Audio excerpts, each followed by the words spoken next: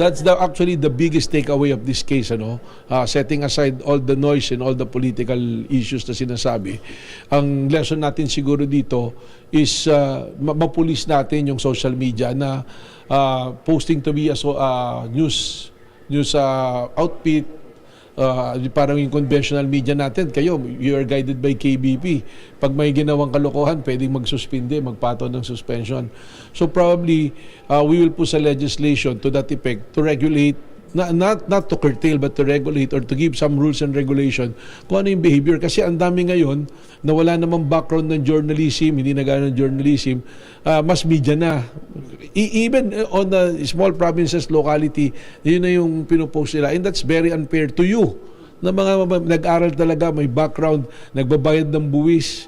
Di ba? Kung ano yung pumapasok, inaharap talaga. So, kailangan siguro magkaroon ng regulation on this matter para maiwasan na to. Maiwasan yung ganito. Tingnan natin, walang advertisement, wala namang pinagkukuhanan ng income, pero ang lalaki ng pera. Kaya, kung sinasabing malakas yung kaso, I want to connect it dun sa initial na question. Yun yung malakas na proof na bakit may malaking demand na ganon. Bakit yung video na yan, last year pa pala ginawa, nasa kanila naman, nandun naman state, last year pa, bakit hindi lumalabas? Ibig sabihin dito, there is no intention of putting out this video. The intention is to get a big payout, malaking kita, which is 350 ang original, down to 300. So pag binalik ka na yung history, they're trying to build up. Sabi sila, nag-research ng mahaba. O siyempre, para kang nag-produce siguro ng isang pang-blockbuster na pelikula na kailangan blockbuster din ang kita, di ba? Director, nung suppose 90-minute video expose daw nila Mabanta, are we planning to look into it, sir? Of course, kasi yun yung subject no? Ang kwan ko dito niyan, yung sa 90-minute na sinasabi na yan, hindi namin hawak, but we were able to get hold of their gadgets. And nahuli sila with the violation in relation to Republic Act 1175, which is the anti-cybercrime law, no? So, yan, ebidensya lahat yan. And even if they will be released on bail, it will be under our possession. Pwede na namin actually buksan ngayon yan at tingnan sino yung mga kinausap, ano yung mga history na nangyari dyan, ano yung mga videos pa na nandiyan dyan, meron bang ibang naging biktima.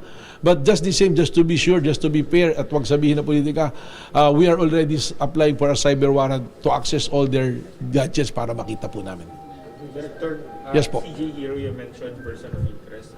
Papatawag niyo po ba or na-contact niyo? Well, ipapatawag namin siya. We will go through the process. Actually, kung tutuusin, based dun sa complaint na binigay, dapat napasama na siya. But we want to exercise caution and the NBI would like to follow the rules. Na sobra na, bigyan natin na sila ng mas sobra pa dun sa requirement ng due process para wag sabihin na politika. Kasi nakakasawa na yung maririnig mo, politika again, this is my opportunity to say, we have 192 cases, successful operations, indicted, resulting to indictment and arrest. Mula po noong February 23 when I assumed office, doon po sa sinasabi nilang politika, 3 lang yung kaso. 3 personality lang. Yung ang sinasabi set up or politika. Ito na nga si Franco Mabanta, pangalawa si Jason Sa nung inaresto. Pangatlo si Mike Defensor. Doon sa 192, you check the records kung meron pang iba. All cases na nandiyan dyan. Pero doon sa 3 kaso na yun, we are guided by rules. We are guided by evidence. We are guided by procedure. Isa-isay natin ulit. Mike Defensor, kasama naman po, may taga-media tayong kasama roon, ni Region Lugar. Ang question, may human trafficking ba? Meron. All the elements are there. Sino nagpapatakbo ng lugar? Nakarehistro sa pangalan ng asawa at anak niya. Kung sinasabi niyang dapat wag isama yung asawa at anak, siya yung naglagay sa asawa at anak niya dyan. Ngayon, kung talagang gusto niyang iligtas yung asawa at anak niya, baka maganda gawin ni Mike Defensor, umami na lang siya. Aminin na lang niya na ginawa niya lang dami yung asawa at anak niya at siya talagang nakakaalam niyan. Jason Sa, inaresto namin based on na mandato de arresto na inisyu ng RTC na yun naman malinaw yung nakalagay not bailable. So sabi, bawal mag-aresto pag weekend or what. But on non-bailable cases, kailangan gawin namin yung mandate natin. Alam naman natin pag may aresto at non-bailable, tumatakas. So inaresto natin, anong ginawa ng NBI after ma-arrest? Yung return of service of warrant, agad na binigay sa korte because I myself and the people of NBI gusto naming malaman, non-billable ba talaga to? And the court rectified the order on May 2, Saturday, na pwede na silang mag-bill. Pinuntahan nung warden namin si Jason Sa, anong sabi niya? May sakit yung, nasa ospital yung lawyer, hindi makapagpiansa. At sinasabi ni Attorney Mark Tolentino na very humble yung judge, nag-apologize. That's the half of the story. Because the other side, pinagsabihan siya na bakit pwede na mag-bill, hindi ka nag-bill nung Sabado. Kayo na mag-isip bakit ginamit na ganun. Sa social media, yan na naman yung mga nagpaano na media outfit. Kawawa naman si Jason Sa, hindi pa rin pinapakawala ng NBI. Meron ng release order. But we are also guided by rules. Kung may iba ka pang kaso na pwede kang i-hold, walang clearance, kailangan i-holdingan mo ng clearance. May 4 na kaso siya. Lumabas dun sa database ng NBI. Anong ginawa namin para walang issue na politika? Mag-sign na lang kayo ng undertaking na yung clearance ipiprovide nyo sa amin after 3 days. Tumawad si Atty. Tolentino, pwede ba 7 days? Binigay namin. Pero sa social media, nung sinasabi nila, ang NBI tool nilalabanan. Yan yung kay Jason Sa. Ngayon kay Franco Mabanta. Ando dun kayo. Nung ni-raid, nung hinuli, paano magiging setup? So, it's just unfair. I'm saying this because it's very unfair to the men and women of NBI. Kami po rito kumikilos hindi base sa opinion, hindi base sa emosyon, hindi base sa political affiliation, kundi base sa ebidensya na ayon sa batas at naayon sa proseso ng NBI at ng batas. Direk, balikan ko lang po yung pag-push ninyo na dun sa Congress nga. No? Ano po yung magiging hakbang po ng NBI? Is it immediate po yung Immediate po yun. We already instructed our people to prepare a draft bill on this one and they've been talking to some of the members of the House of Representatives para po maitulak itong batas na ito. This is for your protection. Protection of the real mass media. Hindi po para gamitin na tool. Iba na po ngayon. Ang dami naman. Lahat ngayon. Ang dami rin pong nag-aabogado sa social media. At meron pong mga totoong abogado na hindi naman nakakaintindi ng law enforcement. Nagsasabi, nakakatawa minsan yung mga komento. Kagaya nun dun sa budol money na ginamit. Na sasabihin ko na si Atty. Guanzon, lawyer yan, magaling na lawyer. Anong sabi niya? Sabi niya, saan kumuha ng 75 million? O, di ba, naka-freeze yung account? Ganyan, ganyan. Sino ang namumuliti ka ngayon? Yung pong pera na yun, sa recto po ginawa. Maganda yung pagkakagawa. At this already been decided by the Supreme Court na pwede gumamit. Doon na usoy sabi budol kasi hindi totoong pera. Pero the looks of the pera.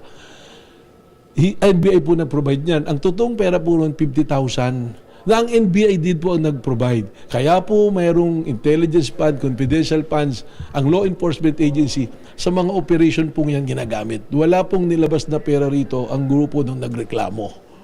At yan po allowed na under the Supreme Court rule po na decision. So ngayon, hinahanap din 75 million.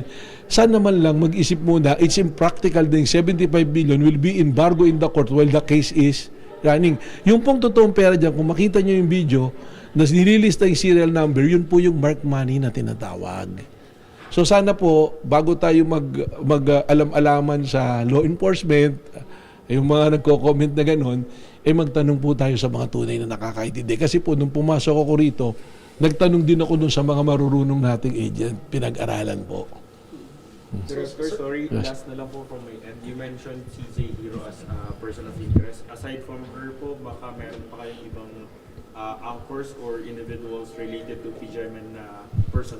Pag nabuksan po namin yung kanilang mga gadget after the cyber warrant, sigurado ako marami tayong malalaman dyan. Maraming personalities na lalabas dyan. Makikita na yung pag-usap. At kahit may mga binura na sila using other device, there is we have an equipment, a tool to get all those messages, videos na dinilit at binura po. Director, while yet to happen pa po yan, pero may mga nagpaparamdam na po ba ng mga politiko sa inyo na possible na ba-blackmail din? Baka nakatap yung telepono ko sa iyo, paano mo wala naman diretsong nagsabi na na-blackmail sila, but from the looks of it, parang yun yung gustong direction. Either yung sa kalaban nila sa politika doon kumampi kasi may gano'n na pag-uusap, or sila mismo hindi sila pumayag pumunta roon.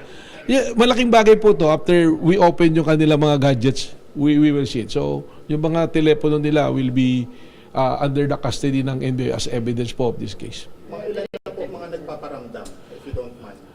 Marami-rami na po. Ano po yung mga posisyon? Ay, posisyon na. Ano po? Senator, may congressman. Basta nasa gobyerno po at may mga private personalities din ano po. Balikan ko lang po yung sinabi nyo kanina, yung stricter rules sa social media, itong mga journal na nagkukunwari ng mga journalists. Are you also supporting din yung mga call natin na bigyan ng lisensya yung mga journalists, like kukuha ng board exam para at least mas... Well, that is one of the way to filter it. Pero ako naman po, established naman na talaga. I think more than the examination is the ethical standard, how you behave. Yan naman po, human relation na lang yan . Hindi naman po kailangan dapat na i-codify. Pero if that will be the way para po mapulis natin at mapigilan natin yung mga ganito, then I think we should do it po. Director, may copy na ba kayo ng episode na sinasabi? Yung 9 Yun nga yung sinasabi ko, baka pag nabuksan na natin to through a cyber warrant, doon natin makikita. Kasi nga, ang tinitingnan nga natin dito, baka person lang talaga yan, dahil kung meron totoong video, it's not really meant to be released. O kung i-release man siguro, dahil doon sa statement niyang i-release, meron talaga siguro, dahil kung lumalim yung pag-uusap, pwedeng gamitin. Pero ang problema sa akin yan considered as evidence ngayon, dapat siguro hindi dapat muna gamitin or ilabas. Kung ilalabas mo naman niya, it become questionable because the motive is there already na parang hindi naman talaga intention na sabi, ang claim kasi para sa bayan, truthful sa bayan. Because if that is your claim, immediately after mo nagamit yan, na buo, nilabas mo na. Hindi yung may kakausapin ka pa na, kaya nga nagkaroon ng kaso . Just to make it proper, hindi naman extortion yun. There's no crime na extortion. It's robbery with intimidation in relation to Republic Act 1175. So walang teaser po na sinend kayo? Meron po. Yun nga yung nandoon nga si CJ Hiro. Kailan po kaya malalabas yung sa'yo? Well, mag-apply kami depending on the court. Oo. Opo, i-apply. Pinapa-apply po namin today. Pero Opo. ilalabas na daw po ng PGMM soon.